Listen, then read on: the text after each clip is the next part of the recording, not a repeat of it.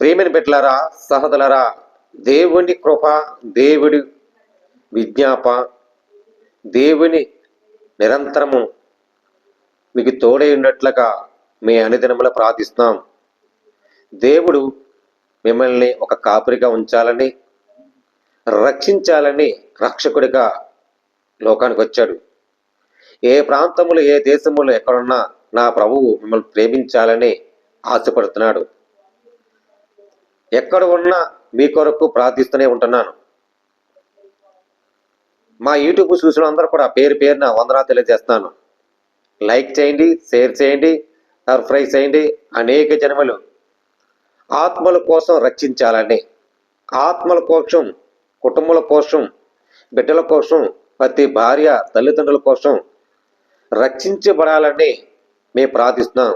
దేవుడు మమ్మల్ని రక్షించి ఎలా రక్షించాడో ప్రార్థన పూర్వక దేవుడు చెప్పాడు. ఎగతగడ ప్రార్థించండి అందరి కొరకు. అలాగే మీ అందరి కొరకు నేను ప్రార్థిస్తూనే ఉంటున్నాను.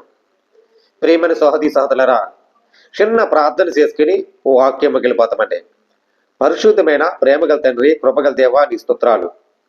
మా సహోదరి సహోదరులు ప్రభా, ఏ దేశంలో ఏ ప్రాంతంలో ప్రభువైనా నాయన రక్షించండి, నాయన వెలిగించండి. వాళ్ళ కుటుంబంతో క్షేమం, ఆరోగ్య విషయాలు, కుటుంబాల విషయాలు, బిడ్డల విషయాలు, చదువుల విషయాలు అన్ని విధానాలు బట్టి ప్రార్థిస్తాం.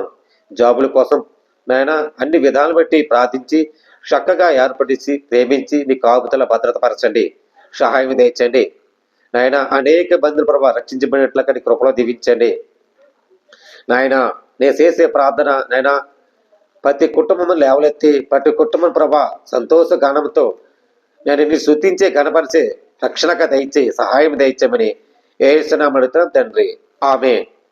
ప్రైజులండి, అందరికి వందనాలు. ఈరోజు మూలవాక్యముతో మీ ముందుకొచ్చే మాట్లాడిపోయే అంశం, దేవుడే నీ కాపరి అయితే, దేవుడే నీ కాపరి అయితే, నీ దేవుడు నీ కాపరిగా వచ్చాడు. అయితే మనం ఏం చేయాలి? దేవుణ్ణి విడిచిపెట్టకూడదు. దేవుడు నిన్ను ఒక గొర్రెలక కాపరిగా వచ్చాడు. నేను గొర్రెలక మంచి కాపరిని అనే మాటకి ఈ విషయాలు మరి కొత్త నిబంధనకి వెళ్ళిపోతే ఓ మాట ఉందండి. దేవుడు నీ కాపరికి వచ్చాడు కాదా, రక్షించాడు. రక్షించినప్పుడు ఆయన ఒక గొర్రెల కాపరిక ప్రాణానికి ప్రాణం త్యాగం చేశాడు. మరి యోహాను భక్తుడు ఎన్నో విషయాలు ఈ బైబిల్లో రిక్కబడ్డాయి. 10:14 వెళ్తే యోహానులను అక్కడ చిన్న మాట ఉందండి. నేను గొర్రెలకి మంచి కాపరిని, తండ్రి నన్ను ఎలాగ ఎరుగును, నేను తండ్రిని అలాగని ఎరుగుతాను. మీరందరూ కాపరి, మీరందరూ గొర్రెలు, నేను ఒక కాపరిగా వచ్చా రక్షించడానికి. మీలో ఆత్మ కుంగిపోయి ఉండొచ్చు, మీలో ఆత్మసారంగా నడుచుకోపోయి ఉండొచ్చు, ఆరోగ్యంలో కుంగి వ్యాధులతో ఉండొచ్చు. నేను ఒక మంచి కాపరిగా వచ్చాను రక్షించడానికి. జీతగాళ్ళు నేనే. మరి గొర్రెలకు విడిచిపెట్టి పారిపోను. తోడు ఎలా పారిపోద్దండి? తోడేలు పారిపోయినట్టు పారిపోతాయి. కానీ గొర్రెలకు మంచి కాపరిగా వచ్చాడు. మనం తోడేలాగా పారిపోకూడదు. దేవుడు మీకోసం మా కోసం ప్రాణం త్యాగం చేశాడు. నేను గొర్రెల కొరకు ప్రాణం పెట్టుతున్నాను. ప్రాణం పెట్టేశాడు. ప్రాణానికి ప్రాణం త్యాగం చేసే యేసయ్యా, ఆ యేసయ్యకి ప్రాణం త్యాగం చేసిన గొర్రెల కాపురికి వచ్చాడు కదా. కాపురికి వచ్చాడు, నిన్ను నన్ను ఎంత ప్రేమగా ప్రేమించాడంటే మనం ప్రార్థనతో నడవాలి. ప్రార్థన నీకు శక్తినిస్తుంది, ప్రార్థన నీకు జవాబిస్తుంది, ప్రార్థన విజ్ఞాపిస్తుంది, ప్రార్థన నిన్ను కంచి వేస్తుంది కుటుంబంలో. ఎందుకనక ఆయన అన్నాడు, ప్రాణానికి ప్రాణం కాపాడిన నా తండ్రి ఎలాగ ఆజ్ఞాపించారో మీరు తెలియదు కదా, నన్ను మీరు ఎరగరు కనుక నేను గొర్రెలకి మంచి కాపరిని అని మాటకి బిడ్డలారా, మనం తోడేలాగా నడవకూడదు. గొర్రెలుగా కాపురికి కాపాడటానికి రక్షకుడు ఆయన వచ్చాడు. ఈ విషయం గ్రహించుకోవాలి. మరి అలాగే అదే నేను యహనులో చిన్న మాట ఉందండి. 3:16లోను లోకములో దేవుడు ఎంతో ప్రేమించను. దేవుడు ఎంత ప్రేమించండి? అత్యత కుమారుడుగా లోకములోను ఆయన పుట్టిన వారు విశ్వాసుని ప్రతి వారు నిత్య జీవమును వెలిగించబడతారు. ఈ లోకములు ఎంతో ప్రేమించడానికి వచ్చాడు. ప్రేమించి ఈ గొర్రెలకి మంచి కాపరి ఇవ్వాలనే. ప్రియమిత్రులారా, ఈ సత్యమైన మాట మీరు విని దేవుడు విశ్వసించే మార్గంలో ఒక గొర్రెల కాపరిగా మన కోసం ప్రాణం త్యాగం చేశాడు కాదా ఉండాలి. తోడేలాగా నడవద్దండి. ఈ బైబిల్లో ఉన్న మాట నిన్ను నన్ను ప్రాణానికి ప్రాణ త్యాగం చేసి ఈ లోకంలో ఎంతో ప్రేమించాడు. మరి కీర్తనలోకి వెళ్ళిపోతే దావీదు భక్తుడు, యెహోవా నాకు ఏమి కలుగదు అని కొన్ని విషయాలు ఇందులో ఉంటాయి. మరి దావీదు భక్తుడు కూడా అదే మాట అన్నాడు. 23 మొదటి వచనంతో ఉండే, యెహోవా నా కాపరి నాకు ఏమి కలుగదు. దేవుడు ఆజ్ఞాపించాడు. పచ్చగల చోటలకు ఆయన నన్ను పరుండి చేస్తున్నాడు, శాంతికరమైన జనములకు నన్ను నడిపిస్తున్నాడు, నా ప్రాణమున ఆయనకు సేరదీస్తున్నాడు, తన నామను బట్టి నీత మార్గంలో నన్ను నడిపించుతున్నాడు.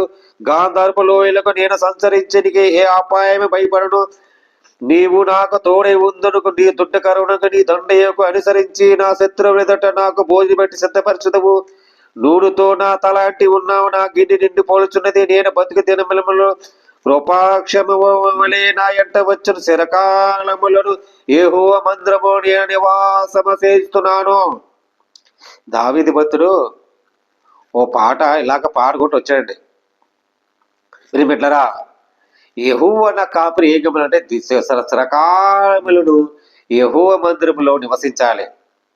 మందిరం నివసించిన వాళ్ళు, ప్రార్థన చేసిన వాళ్ళు, దేవుడు పచ్చగా చోట ఆయన పరుడు చేసి ఆయన శాంతికరమైన విశాంతమైన జన్మలను చేస్తాడు.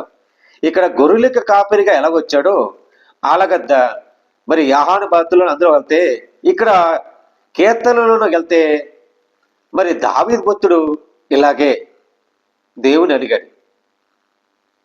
ప్రియమిత్రులారా, కొన్ని విషయాలను దేవుడు మన కాపురి ఉండలేకపోవచ్చు.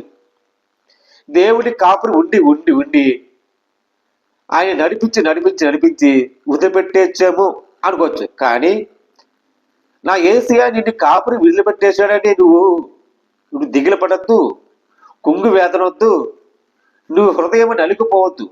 నా ప్రభువు ఎప్పుడు చూస్తూనే ఉంటున్నాడు. ఎందుకనక నీ ప్రార్థన చూస్తున్నాడు.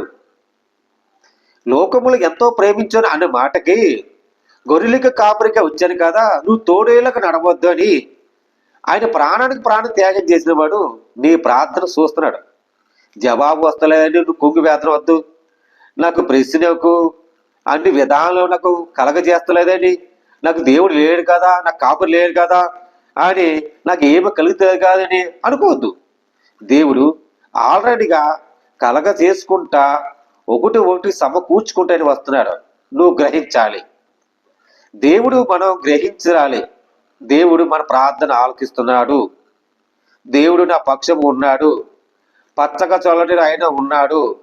ఆయన నివాసం స్థలములోను ఆగాధ సమలో నీ చేస్తున్నాను, ఆయన నివాస సమయంలో నీ చేస్తున్నాను అని నువ్వు ఎప్పుడు ధైర్యముగా ఉండి దేవుడిలో ప్రార్థనలో కుదిర్చ చెల్లించుకుంటే దేవుడు నీకు ఏమి మేలు చేయాలన్నా, నీకు ఏది చెయ్యాలన్నా ఆయన సిద్ధంగా ఉన్నాడు నా ప్రభువు.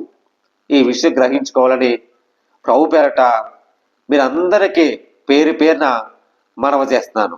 దేవుడి మాటలు దీవించి ఆచరించను కాక ఆమె. ప్రార్థన అండి. పరిశుద్ధమైన ప్రేమగల తండ్రి, కృపగల దేవుడైన తండ్రి నాయన, యెహోవా నా కాపరి నాకు ఏమి కలుగును అన్న తండ్రినా, అయా గొర్రెలకి మంచి కాపరి నేనన్న తండ్రి, గొప్ప కార్యం దయచేయండి, ఆశ్రయించండి నాయన.